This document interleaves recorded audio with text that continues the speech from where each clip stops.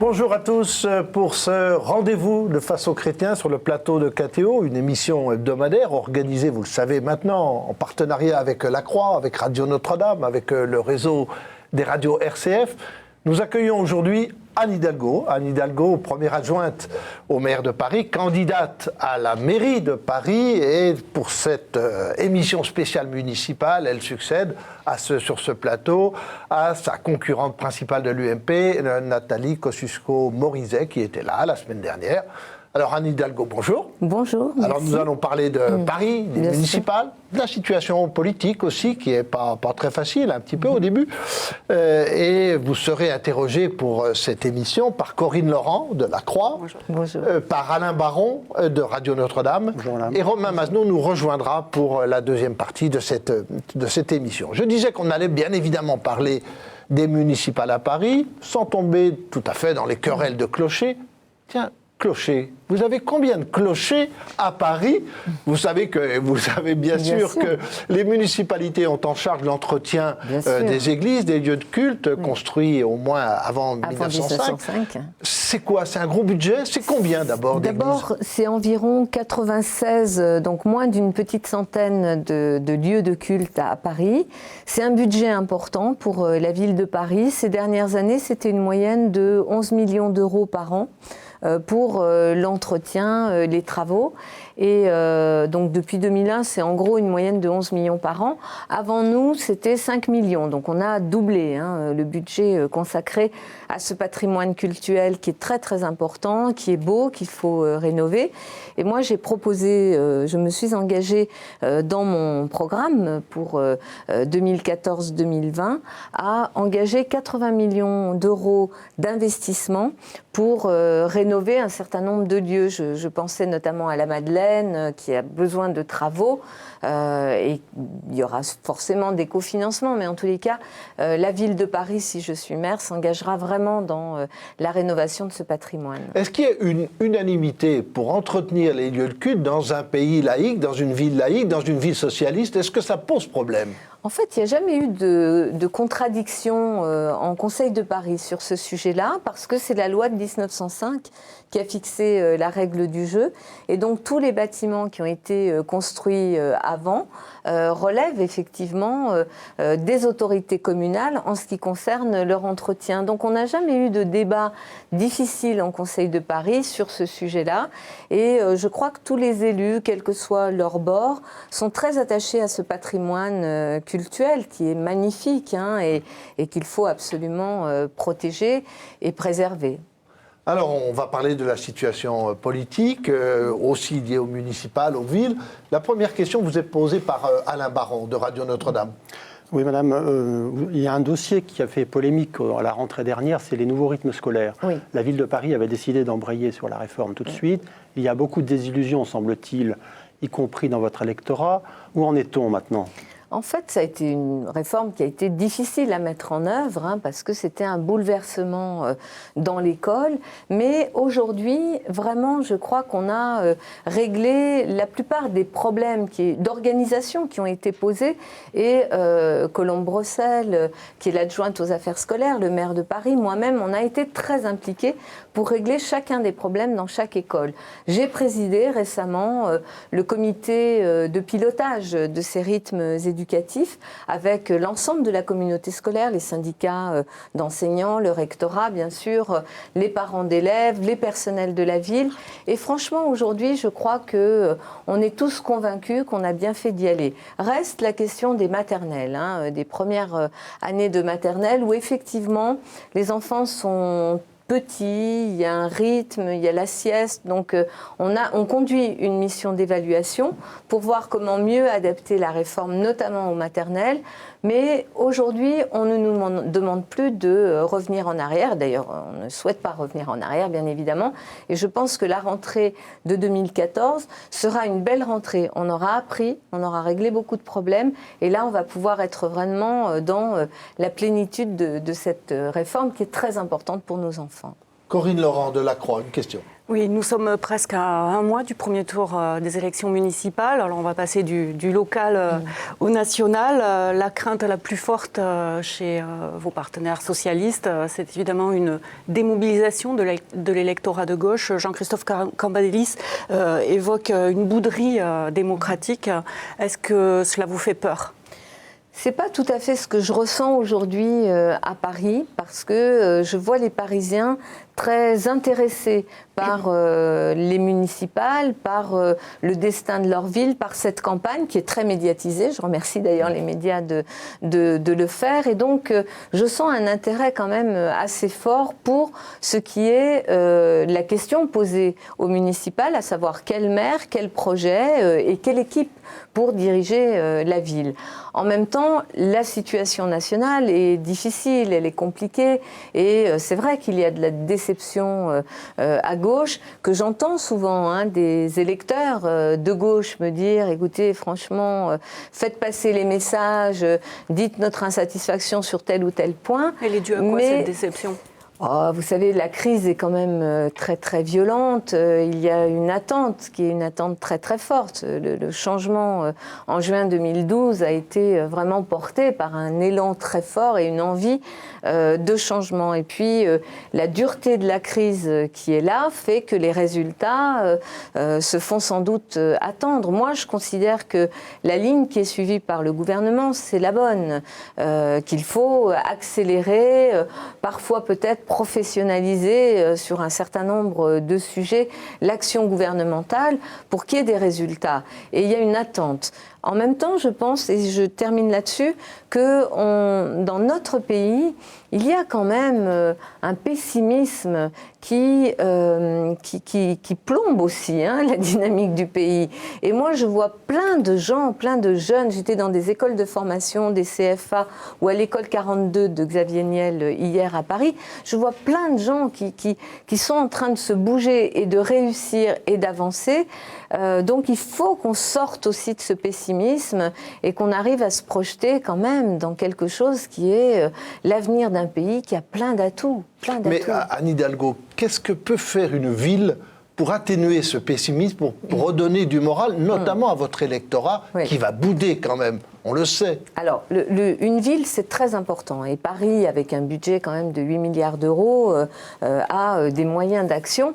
Par exemple, apporter des protections et un bouclier social supplémentaire pour celles et ceux qui souffrent, qui sont confrontés violemment à la crise et qui ont peur de tomber. Il faut qu'il y ait ces amortisseurs sociaux. Quand le maire de Paris, sur le dernier budget, a fait voter un bouclier social permettant d'apporter des aides, diminuer le coût de l'accès à certains services publics et mis en place des aides pour le logement, pour les personnes les plus en difficulté, ça, ce sont des amortisseurs. Et je crois que les Parisiens comprennent bien que l'équipe qui est aujourd'hui en place à la mairie, et si demain je suis maire de Paris, il y aura une politique visant à conforter ces amortisseurs sociaux. Et puis une ville, un maire, c'est quelqu'un qui doit aussi donner confiance dans notre capacité collective à surmonter ces difficultés, qui doit mettre en évidence les réussites, les petites et les grandes réussites, parce que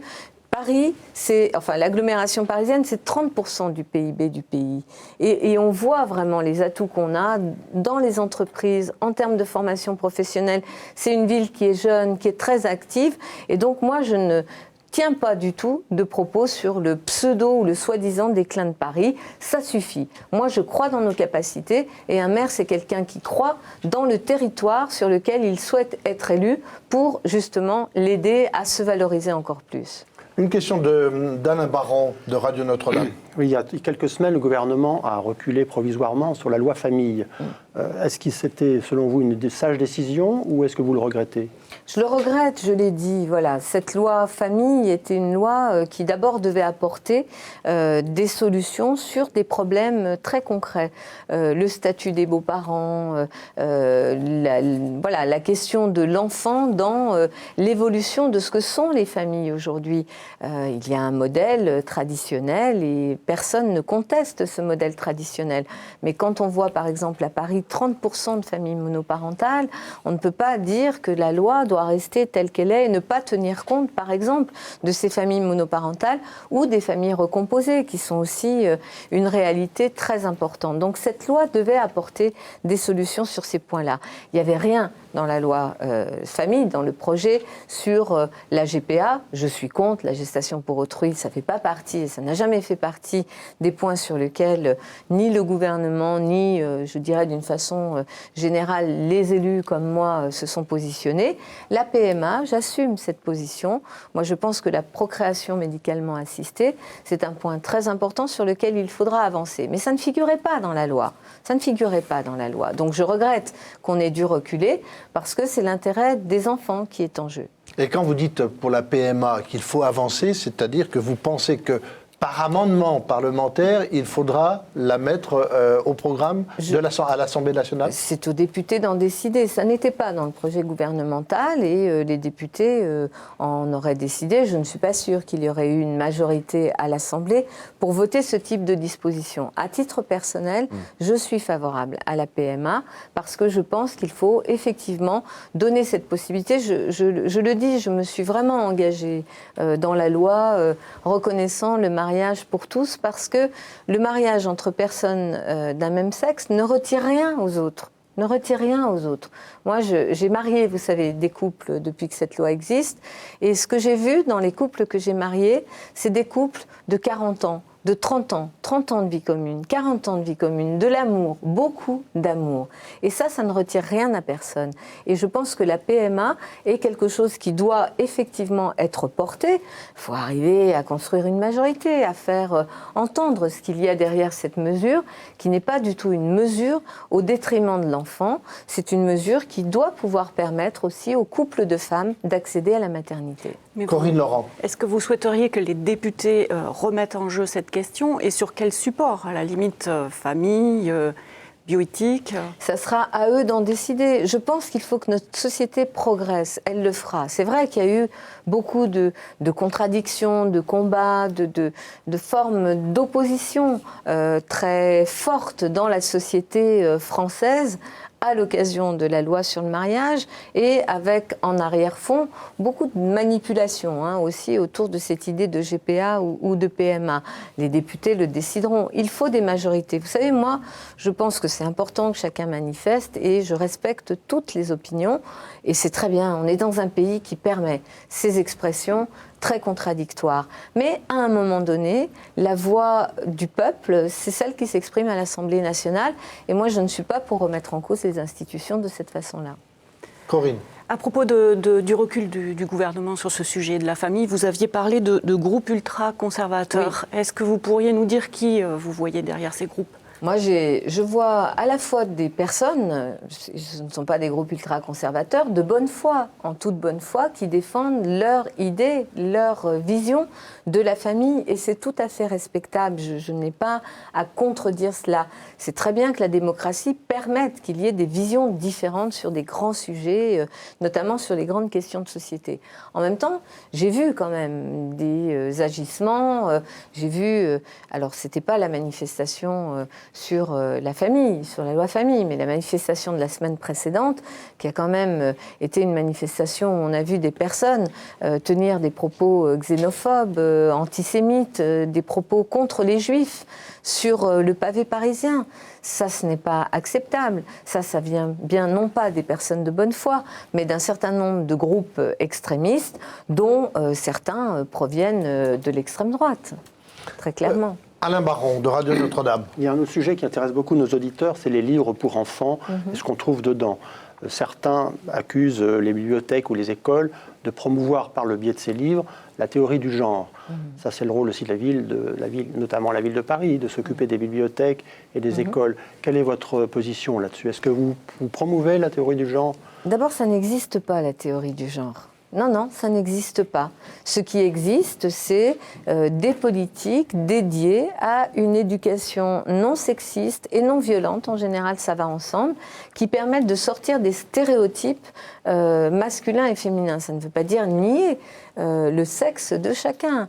Les hommes, les femmes, nous avons bien sûr des différences biologiques qui sont réelles. Mais on le sait, il y a quand même des stéréotypes qui ont la vie dure et qui ne sont pas justifiés. Moi, je discute avec beaucoup de personnes, certains qui sont vraiment des personnes pratiquantes, catholiques, qui ont effectivement un attachement à une vision très traditionnelle de la famille. Mais quand je discute avec eux et qu'ils ont, par exemple, des filles et des garçons, les parents, les pères et les mères de ces enfants-là ont envie que leurs enfants, filles ou garçons, aient les mêmes opportunités dans la vie. Qu'une fille puisse être ingénieure, qu'on puisse lui dire non, c'est pas parce que vous êtes une fille que vous êtes cantonnée à des métiers dits féminins, et inversement. Un garçon qui voudrait exercer des métiers dans lesquels on trouve aujourd'hui majoritairement des femmes, c'est pas quand même un drame, bien au contraire. Si chacun trouve sa vie dans un métier qui n'est pas celui qui est, entre guillemets, dans les stéréotypes sexués, c'est très bien. Moi, j'ai exercé des métiers qui n'étaient pas des métiers où on trouvait beaucoup de femmes. Et chaque fois qu'on a des femmes qui ouvrent des portes dans des professions, ça donne des opportunités à d'autres femmes.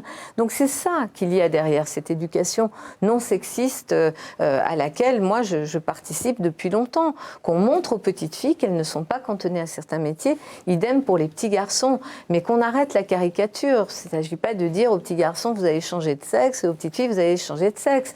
Il y a des rôles biologiques qui restent les rôles biologiques, et puis il y a des rôles sociaux qui évoluent fort heureusement, et je crois que chacun y gagne. Chacun y gagne. Merci Anne Hidalgo. Nous marquons une première pause dans ce Face aux chrétiens et nous nous retrouvons dans un très très court instant. À tout de suite.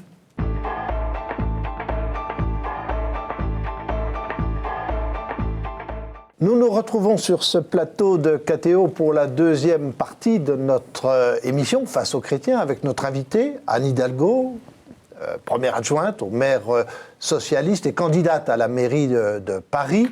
Et elle est interrogée aujourd'hui par Corinne Laurent de La Croix, par Alain Baron de Radio Notre-Dame et Romain Mazenot de RCF. Alors, on va parler du programme, de votre programme. Et puis, je vais vous dire qu'il y a un point qui m'a fait sourire tout de même, puisque vous dites que l'agriculture urbaine a toute sa place à Paris. Oui. Fichtre. Non, Qu'est-ce que...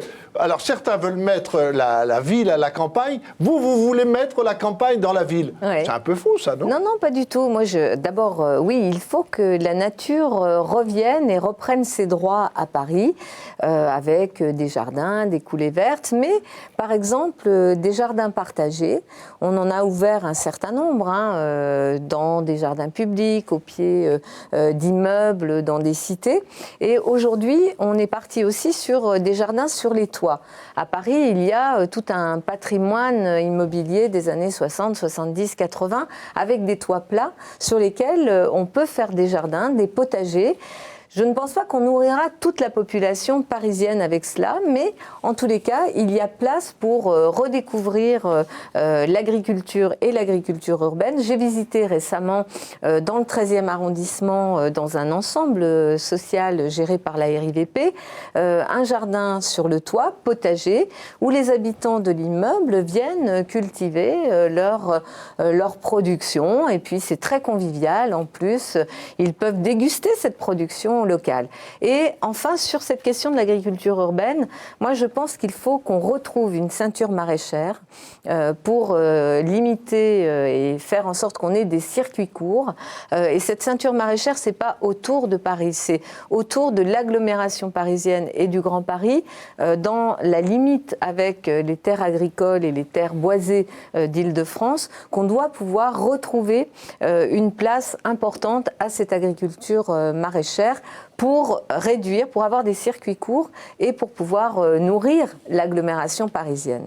Vous prenez des précautions, parce que vous nous dites dans votre programme, c'est pas une idée bobo. Non. Tout de même, vous allez mettre quoi? Vous allez mettre du maïs, du colza sur les toits de Paris? Non, mais en revanche, il y a beaucoup de tomates, il y a beaucoup de Donc, petits légumes, de salades, voilà, de produits de cette nature.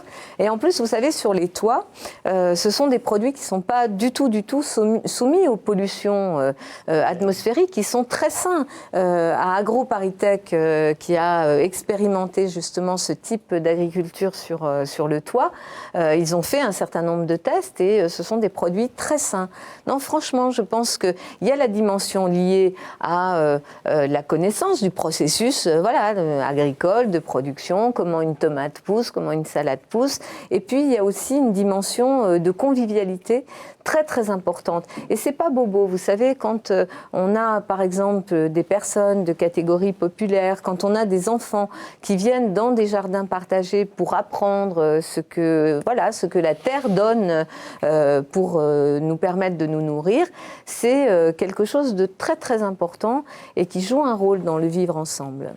Bon, une question de Romain Masneau de RCF. Alors, vous prévoyez un programme d'investissement de 8,5 milliards d'euros sur la mandature et vous promettez, comme votre concurrente, Nathalie Kosciusko-Morizet, de ne pas augmenter les impôts. Alors, comment vous faites? Vous diminuez de manière drastique les frais de fonctionnement? Comment vous supprimez des fonctionnaires dans certains services? D'abord, j'ai présenté un programme complet et j'ai chiffré ce programme complet. Donc, ce ne sont pas que des mots. 8 milliards, le budget de la ville de Paris, par an, il est de 8 milliards d'euros. Je prévois un investissement de 8,5 milliards sur la mandature, c'est-à-dire en gros 1,4 milliard par an. C'est le rythme d'investissement que nous avons eu, notamment sur cette dernière mandature. Pour financer cela, je prévois bien sûr de faire des économies d'investissement, puisque je ne veux pas augmenter les impôts, je m'y suis engagée, ça c'est un engagement ferme. Et donc je dois rechercher chaque année entre 37 et 70 millions d'euros par an pour financer ce budget d'investissement. Comment faire?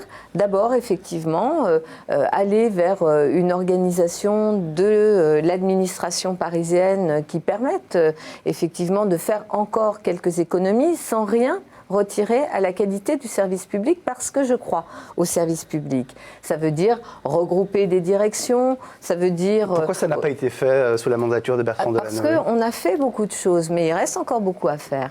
Sous la mandature, sous les 2 mandatures de Bertrand Delanoë, il y a eu un travail et une modernisation de l'administration qui a été énorme. Vous savez, quand on est arrivé en 2001, le câblage n'existait même pas. C'est-à-dire qu'il n'y avait même pas de système intranet à la mairie de Paris pour pouvoir travailler de façon plus rapide, comme le permettent les nouvelles technologies. On a regroupé déjà des directions, on a fait tout un travail. Et d'ailleurs, ce travail-là a été mentionné et reconnu par la Chambre régionale des comptes, qui, dans son rapport sur la ville de Paris, dit qu'effectivement, on a une administration qui s'est modernisée. Mais je veux aller chercher des économies aussi ailleurs.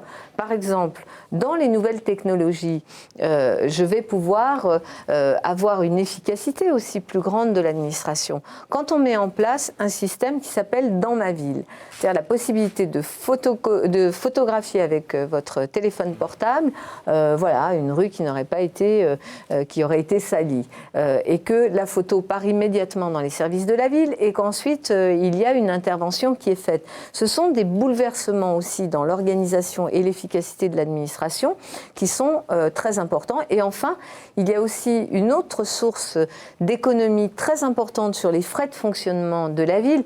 Je fais juste une parenthèse. Le fonctionnement, c'est pas les frais de bouche et compagnie.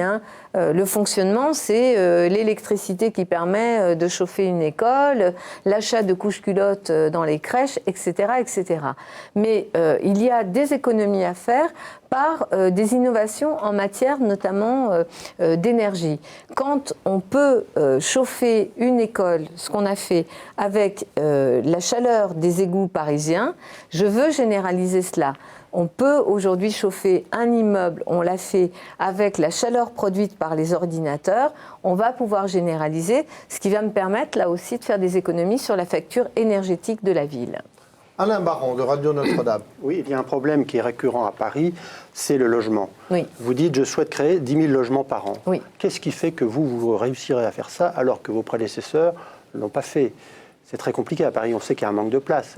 Quelles sont vos recettes? D'abord, ce qu'on a fait depuis 2001, c'est quand même la production de 70 000 nouveaux logements sociaux. Donc on a produit, on a remis en chantier un certain nombre de territoires, on a recréé des axes, ce qui n'était plus le cas auparavant. Moi j'adore quand on vient m'expliquer qu'on ne serait pas bâtisseur. Franchement, quand je suis arrivée en 2008 sur le poste de première adjointe en charge de l'urbanisme et de l'architecture, on m'a dit, ton challenge, c'est qu'il y ait à nouveau des grues dans Paris. Dites-moi si vous ne voyez pas de grues dans Paris et si on n'a pas remis les choses en chantier. Mais donc, on a fait énormément de choses. Aujourd'hui, nous avons rattrapé un retard considérable puisque nous sommes enfin à 20,4% de logement social à Paris. Nous partions de 13%. Je me suis engagée en matière de logement social à aller à 30% à horizon 2030. Mais je sais que agir sur le logement social, ça n'est pas suffisant. Il faut que le secteur privé vienne aussi jouer son rôle pour produire du logement pour les classes moyennes, celles qui ne rentrent pas dans les bénéficiaires des logements sociaux. J'ai proposé un pacte et ces 10 000 logements par an, c'est à la fois de la construction neuve, c'est de la transformation de bureaux en logements, c'est de la mobilisation d'un parc locatif, d'un parc vacant qu'on peut remettre sur le marché. Et c'est là que j'ai proposé au privé de s'associer avec moi, de créer ensemble une agence immobilière publique-privée qui aurait pour mission de faire revenir sur le marché ces logements vacants en sécurisant les propriétaires et en leur demandant d'avoir des prix qui soient des prix correspondant à ces classes moyennes et ces jeunes actifs, marché qui n'existe pas aujourd'hui, alors qu'il y a entre 140 000 et 200 000 logements vacants à Paris qui pourraient être mobilisés. Corinne Laurent, La Croix. Mais est-ce que vous avez les moyens de faire baisser le prix du mètre carré, qu'il s'agisse des locations ou des achats sur Paris ? Le marché de l'immobilier parisien n'est pas un marché administré. La ville peut jouer à travers, par exemple, sa production de logement social. On peut, par exemple, dans le nouveau dialogue qu'on a avec le gouvernement sur la cession ou la mise à disposition de terrains ou de bâtiments de l'État pour qu'on puisse y faire du logement ou du logement social, dès lors que l'État n'est plus, comme le gouvernement précédent, en train d'essayer de mettre aux enchères, au mieux offrant les prix des terrains, mais nous dit si vous faites du logement social, on pratique une décote, ce qu'on a obtenu par exemple sur la caserne de Reuilly. Caserne Reuilly, le gouvernement Fillon voulait nous la vendre à plus de 60 millions d'euros. On négociait, on disait écoutez franchement on va faire du logement social. Vous imaginez le coût du logement social avec un foncier que l'État nous vend à ce prix-là. On a attendu, puisque le gouvernement Fillon ne nous a aidés en rien, on a attendu le changement de gouvernement, on a obtenu une décote, 40 millions d'euros, ça reste très élevé encore. Et moi je veux être encore plus ferme dans les décotes à obtenir avec le gouvernement sur ces terrains, mais du coup on peut produire quand même du logement avec un prix de foncier qui sera inférieur. Il y a des possibilités sur lesquelles je veux travailler, notamment avec le secteur privé, c'est cette possibilité de dissocier le prix du foncier et le prix du bâti. Pour pouvoir produire du logement en accession à Paris, il faut, si l'on peut geler le prix du foncier et avoir des clauses anti-spéculatives, c'est un peu technique, mais avec le secteur privé pour qu'il puisse, lorsqu'il met en vente ensuite un bien en tenant compte que du coût de la construction, si le coût du foncier est gelé et reste propriété de la ville, que l'on puisse avoir un engagement de long terme avec le secteur privé pour que les logements ne soient pas revendus, qu'il n'y ait pas des plus-values qui se fassent sur le dos de la collectivité. Donc il y a plusieurs pistes pour aller dans le sens justement de cette atténuation du prix de l'immobilier. Et par exemple, mon agence là, immobilière publique-privée, si j'arrive à obtenir un nombre suffisant de logements remis sur le marché à des niveaux qui manquent aujourd'hui à Paris, par exemple 20 € le mètre carré, c'est justement le type de logement qu'on n'a pas, que le secteur privé n'a pas fourni. Je peux vous dire que ça aura une incidence sur le prix global des loyers sur Paris. Une question de Romain Mazenot de RCF. Vous avez repris à votre compte l'objectif 0 SDF, qui était un des slogans de Lionel Jospin en 2002 lors de la présidentielle. Enfin, en tout cas, vous voulez réduire de manière drastique le nombre de sans-abri dans la rue. Comment vous comptez vous y prendre ? D'abord, c'est pas 0 SDF, mais c'est de réduire vraiment le nombre de personnes qui vivent à la rue. C'est un engagement que j'ai pris devant deux grandes associations, Emmaüs Défi et Aurore, qui sont deux grandes associations qui travaillent sur ces sujets-là avec nous et qui ont sollicité la totalité des candidats au municipal sur cet objectif. D'abord, il faut, pour pouvoir résoudre cette question de l'hébergement d'urgence et de la rue, avoir un vrai choc sur le logement. C'est toute la chaîne du logement qui est en cause.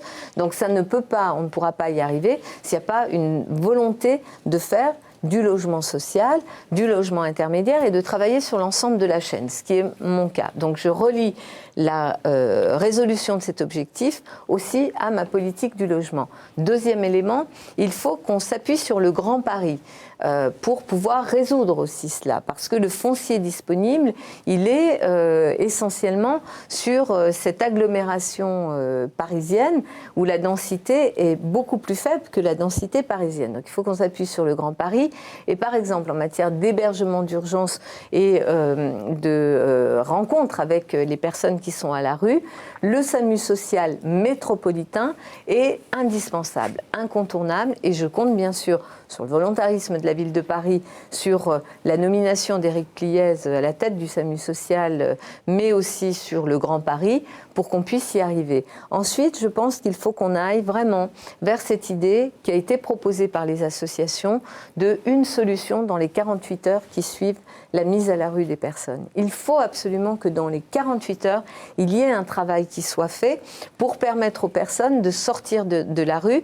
Ça veut dire, en matière d'hébergement d'urgence, arrêter avec ce système qui consiste à dire vous avez une nuit, vous ressortez et la nuit suivante, vous êtes dans la même galère à rechercher un hébergement pour une nuit. Il faut stabiliser, pérenniser une offre d'hébergement d'urgence, des pensions de famille, des résidences sociales pour aider et accompagner les personnes à se reconstruire et travailler beaucoup sur la question de l'emploi. C'est le grand apport d'Emmaüs Défi avec son dispositif Premières Heures qui est une grande réussite.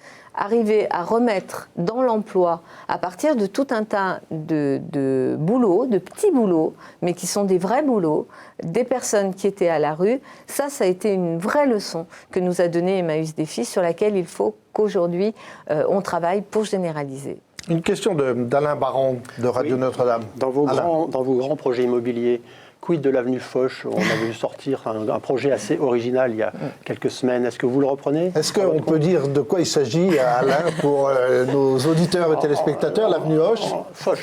Il s'agissait de, en face. Si j'ai bien compris, de construire au centre de l'avenue Foch, quand même. Non.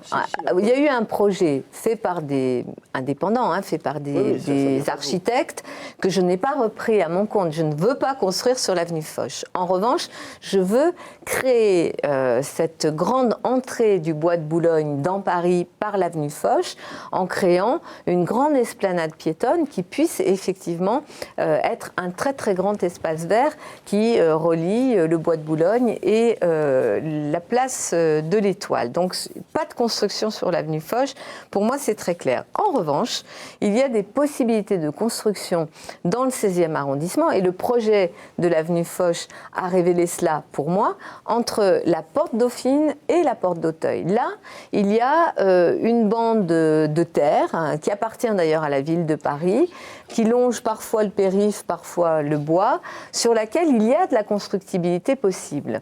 Il y a la question de la porte Dauphine, avec l'université Paris-Dauphine, qu'il faut absolument désenclaver. Paris-Dauphine est une très belle université, avec une belle réussite, avec beaucoup d'étudiants, et en même temps, elle souffre d'un enclavement. La porte Dauphine peut être retravaillée. Là, il y a de la constructibilité sur la porte Dauphine qui puisse se faire en lien d'ailleurs avec l'université. Et il faut construire du logement étudiant, du logement. Donc, il y a une bande constructible de porte Dauphine à porte d'Auteuil sur laquelle il y a des possibilités de construction, mais pas sur l'avenue Foch. Corinne Laurent de la Croix. Oui, le 1er janvier 2016, on verra la création d'une grande métropole, le Grand Paris. Monsieur Bartolone a déjà pris des jalons pour, semble-t-il, présider cette nouvelle institution. Est-ce que le maire de Paris ne va pas avoir une ombre avec cette grande métropole en construction ? Est-ce qu'il y a de la place pour deux ? D'abord, moi je me suis battue pour que cette grande métropole existe, qu'il y ait une loi, que cette loi, d'ailleurs Alexis Bachelet qui est député des Hauts-de-Seine, Jean-Marie Le Guen, Christophe Carrèche se sont beaucoup impliqués sur ce projet-là, et moi avec eux, pour qu'effectivement il y ait une loi qui donne naissance à cette instance métropolitaine. On a 2 ans pour préfigurer, c'est-à-dire d'aujourd'hui à 2016, préfigurer, organiser cette instance. Moi, je dis que chacun revienne quand même à ce qui est le moment du jour, à savoir, moi je suis engagée dans les municipales parisiennes et je veux bien que d'aucuns commencent déjà à se répartir des postes qui n'existent pas à ce jour et qui supposent quand même qu'il y ait une élection dans chaque municipalité, notamment à Paris. Si je suis maire de Paris, je pèserai de tout mon poids dans cette instance métropolitaine parce que c'est évident que la dynamique de la capitale conjuguée à la dynamique de l'agglomération doit être un plus pour nous tous. Voilà. Donc je vois le Grand Paris comme un territoire de projet, comme un territoire dans lequel il faut relever le défi du logement, le défi du développement économique, celui de la solidarité, notamment de la question d'hébergement d'urgence, mais il n'est pas aujourd'hui, je dirais, l'heure de penser à se répartir des pouvoirs qui n'existent pas encore. En un mot, vous nous dites tout de même que le patron du Grand Paris ne peut être que le maire de Paris ou Madame le maire de Paris. Je dis surtout que ça ne peut pas se faire ni sans Paris, ni contre Paris. Voilà. Très bien. Nous marquons une deuxième pause dans ce Face aux chrétiens avec Anne Hidalgo et nous nous retrouverons dans un très court instant. À tout de suite.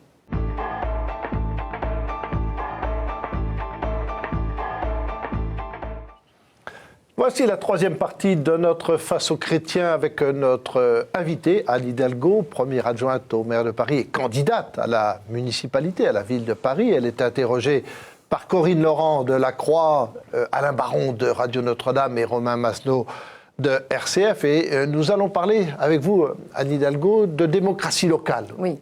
Comment faire participer les gens, comment faire en sorte que les gens se sentent acteurs aussi de leur ville.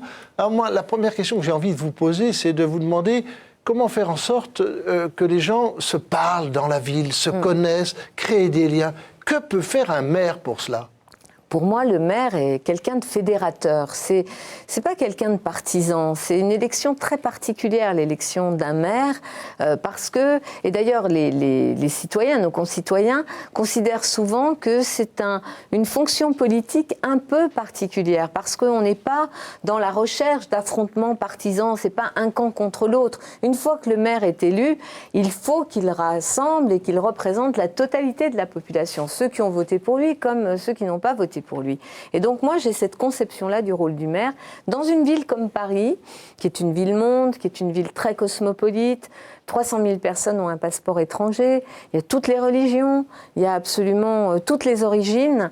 La question qui est posée au maire, c'est effectivement de fédérer. Moi, ma vision de Paris, c'est une ville qui n'est pas communautariste, ne peut pas être communautariste, et dans laquelle il n'y a pas des quartiers organisés en fonction d'une origine du monde ou d'une ethnie. Donc, il faut absolument que le maire fasse travailler ensemble et ramener ensemble vers ce qu'est Paris, qui est une place particulière. Paris, parfois on me dit, dans tel ou tel quartier, est-ce que vous pensez vraiment qu'il y a place pour une loi qui soit autre chose que tout le monde dans la rue et des difficultés sur l'espace public? Bien sûr, la loi parisienne à laquelle chacun doit se conformer, c'est celle du respect, de la différence de l'autre, mais c'est celle du vivre ensemble. Donc il y a beaucoup de choses. Par la démocratie locale, les conseils de quartier, mais je veux leur donner plus de missions aux conseils de quartier. Par exemple, des missions sur la tranquillité publique et des missions sur la propreté. Je pense que les conseils de quartier sont des lieux qui peuvent permettre d'avoir un diagnostic qui se fait en permanence. Alors concrètement, ce serait comment les conseils de quartier, vous ferez des rapports sur la tranquillité, sur le bruit? Par exemple, les conseils de quartier seraient impliqués dans la discussion avec le maire, avec le commissaire de police de l'arrondissement sur le diagnostic des questions de tranquillité, de sécurité, et à partir de là, ce diagnostic nourrirait les interventions des services de prévention ou de sécurité. Par exemple, je veux rajouter des effectifs sur la propreté et sur la prévention et la sécurité. Je veux que ces effectifs de propreté et de sécurité et prévention puissent bénéficier justement du travail et du diagnostic des conseils de quartier et soient pilotés par le maire et le commissaire pour pouvoir effectivement intervenir là où il est besoin d'intervenir. Donc je veux me baser sur cette expertise citoyenne qui est indispensable, notamment dans la proximité. Mais il y a aussi les associations, il y a aussi le rôle que je veux faire jouer aux Parisiens, notamment en leur disant que 5% du budget d'investissement dépendra directement d'eux. 5% du budget d'investissement, c'est environ 70 millions d'euros par an sur Paris. Donc c'est des sommes importantes. On prolonge avec Corinne Laurent de la Croix. Oui, vous disiez un maire rassemble une fois l'élection passée, mais les écologistes, par exemple, qui participent au gouvernement font liste à part pour le premier tour. Comment allez-vous les associer? Quelle place allez-vous leur faire? Quelle écologie à Paris? D'abord, j'ai un programme dans lequel la question de l'écologie est très présente et notamment toute cette thématique dite de l'économie circulaire. J'ai toute une série de propositions sur comment Paris, grande ville-monde, avec son budget d'investissement, peut accompagner la transition écologique sur l'énergie, mais aussi en matière de transport. Bref, j'ai un projet qui est déjà extrêmement important sur ce point-là. Les écologistes sont nos partenaires depuis 2001 à Paris. Ils ont toujours été en liste séparée au premier tour. Voilà, c'est une tradition. Contrairement aux communistes qui ont toujours été en liste conjointe avec nous dès le premier tour. C'est aussi une forme de tradition sur laquelle on a été amené, bien sûr, à chaque fois à se repositionner.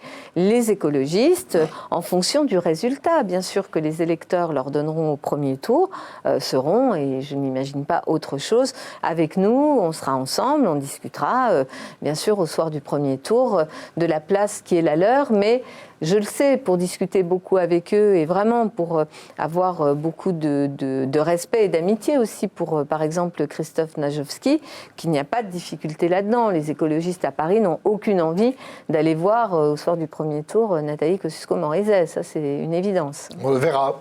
Alain Baron, de Radio Notre-Dame, une question. En matière de vivre ensemble qu'on évoquait tout à l'heure, la mairie de Paris a beaucoup promu l'usage des deux roues, notamment via le Vélib. En même temps, les piétons de Paris, dont je fais partie, constatent tous les jours des incivilités des deux roues, qui se garent n'importe où, qui ne respectent pas les feux, qui sont dans les couloirs de bus. Qu'est-ce que vous comptez? Est-ce que vous trouvez ça normal ou vous comptez faire évoluer ça? Je trouve qu'en matière de sécurité routière, vraiment, ça ne va pas du tout à Paris. Ça ne va pas du tout parce que c'est quand même, moi je suis frappée de voir que les passages piétons ne sont pas du tout respectés par personne. En premier lieu par les automobilistes, et c'est quand même quelque chose d'extrêmement préoccupant. Moi, je souhaite que, avec la préfecture de police, la question de la sécurité routière et de la délinquance routière à Paris soit vraiment travaillée plus sérieusement encore, parce que ça ne va pas. Alors, sur les deux roues, d'abord, il faut continuer à développer les deux roues. Il y a les motorisés et les pas motorisés. Nous, ce qu'on a promu, c'est effectivement le vélo Vélib a été un déclencheur très important. Il faut aller plus loin. Moi, je souhaite doubler le nombre de pistes cyclables protégées, aider à un meilleur franchissement des portes de Paris pour qu'il y ait des meilleures circulations douces, et notamment en vélo, de banlieue à Paris et de Paris à la banlieue. Donc je souhaite amplifier cela. Sur les 2 roues motorisées, il y a un problème de sécurité pour les 2 roues eux-mêmes. Ils sont quand même extrêmement souvent impactés comme victimes d'accidents eux-mêmes. Et donc, il faut là aussi faire un travail en direction de tous, et notamment des automobilistes, hein, parce que souvent, les accidents impactent au départ un automobiliste face à un 2 roues motorisé ou pas. Et je souhaite, par exemple, sur les 2 roues motorisées, accroître le nombre de places de stationnement pour qu'ils n'envahissent pas effectivement les trottoirs et qu'il y ait de la place aux piétons. J'ai tout un plan en matière notamment de stationnement global, hein, 2 roues et pas 2 roues, pour favoriser le stationnement souterrain avec les technologies nouvelles, la possibilité de réserver une place de stationnement dans un parking souterrain avec des tarifications qui correspondent, parce que c'est sûr que si le prix du stationnement reste à l'heure et que ça vous revient beaucoup plus cher d'aller dans un parking que de vous prendre une amende en surface, ça ne marchera pas. Donc il faut qu'il y ait un travail sur la tarification et sur des forfaits qui permettent de dégager l'espace public en surface pour pouvoir y faire les agrandissements de trottoirs pour les piétons et des pistes sécurisées pour notamment les cyclistes. Une question de Romain Mazenot de RCF. En ce moment se déroulent les Jeux Olympiques de Sotchi. Pourquoi est-ce que vous êtes si discrète sur une possible candidature de Paris aux JO de 2024 ? Est-ce que c'est parce que la politisation de l'enjeu avait nuit à la candidature de Paris pour les JO de 2012 ? Non, vous savez, en 2012, on a perdu de 3 voix. Hein. C'était la première fois qu'une candidature française arrivait aussi haut. Moi, vous savez, après 2012, j'ai été très très choquée. Alors que tous les jeux ont été portés dans un consensus, dans vraiment un rassemblement entre le président de la République de l'époque, la région Île-de-France, la ville de Paris, les milieux économiques, le monde bien sûr sportif. Tout d'un coup, au moment de l'échec, ça devient la faute de Bertrand Delanoë. Non mais je rêve. Je trouve que quand même, quelqu'un comme Jean-François Lamour, qui a quand même joué un rôle très important, s'est défaussé d'une façon vraiment... Hein, inconcevable. Et franchement, si on compare les sportifs qui portaient les JO à Londres, c'était Sébastien Coe et Jean-François Lamour de l'autre côté, peut-être qu'il y avait aussi une petite responsabilité de ce côté-là. Donc ça, je laisse, mais ça suffit de renvoyer la perte des JO à Bertrand Delanoë. Je trouve que là, franchement, certains se sont très mal conduits. 2024, pourquoi pas ? Mais il faut créer les conditions pour que ça marche. C'est quoi les conditions ? Les conditions pour que ça marche, c'est d'abord que le mouvement sportif tout entier soit mobilisé pour ce faire et que le mouvement sportif porte une candidature. Ensuite, il faut qu'il y ait effectivement un rassemblement, un consensus très très large, national, régional, local, avec le monde économique, et il faut élaborer une stratégie. Si on veut être candidat, c'est pour gagner. Et donc, il faut qu'il y ait une stratégie qui soit gagnante. Moi, je suis prête à regarder cela. C'est un petit peu tôt. Il faut qu'on discute avant pour voir si tout le monde est d'accord sur les conditions. Enfin, je pense que des JO à Paris, ça ne peut pas être porté par le budget de la ville de Paris. Hein. La ville de Paris, si jamais on décide tous ensemble d'y aller, ira résolument, mais ça se partage. Et je ne voudrais pas, puisqu'on a quand même une petite tendance dans notre pays à considérer que Paris doit être le porte-monnaie hein, de l'ensemble, on a une petite tendance à considérer que finalement, on aurait aussi la capacité à apporter financièrement des JO. Donc il y a plein de sujets à évoquer, la stratégie, la mobilisation de tous, du mouvement sportif, mais aussi de l'ensemble de la nation. Et enfin, les questions budgétaires. Et qu'est-ce qu'on montre dans des jeux en 2024 ? Les jeux dispendieux qu'on a connus ces dernières années, c'est plus possible. Ça, plus personne n'en veut. On ne peut pas accepter ça. Même s'il y a des retombées, il y a eu des retombées très positives à Londres sur l'économie londonienne, mais attention, Aujourd'hui, quand même, on est dans des ères de sobriété. Donc ça doit être des jeux qui sont pas simplement là pour en mettre plein la vue à tout le monde, mais qui tiennent compte de la contrainte financière.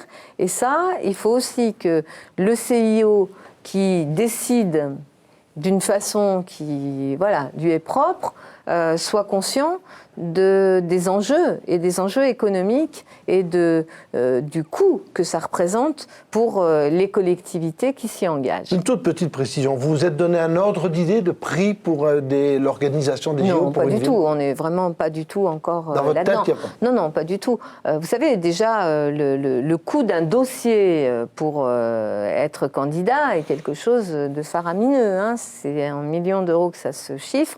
Donc voilà, moi, je dis attention, hein. Si c'est juste pour dire on a été candidat, ça ne me va pas. Donc il faudra qu'on définisse, et si je suis maire, c'est quelque chose qui, bien sûr, se discutera après, mais qu'on définisse quelle stratégie, pourquoi faire, qu'est-ce qu'on en attend et comment on s'engage pour gagner. Eh bien, on voit là que vous n'aimez pas perdre, visiblement. J'aime pas perdre. Eh bien, ça sera la conclusion de ce Face aux chrétiens. Merci beaucoup, Anne Hidalgo, d'avoir participé à notre rendez-vous hebdomadaire organisé par la Croix, organisé par KTO, organisé par Notre-Dame, Radio Notre-Dame et RCF. Alors, pour les auditeurs, téléspectateurs qui nous auraient pris en cours, vous pouvez retrouver l'intégralité de ce rendez-vous sur les sites de la Croix, de Radio Notre-Dame, de KTO et de RCF. Merci de votre attention et puis, bien évidemment, à la semaine prochaine.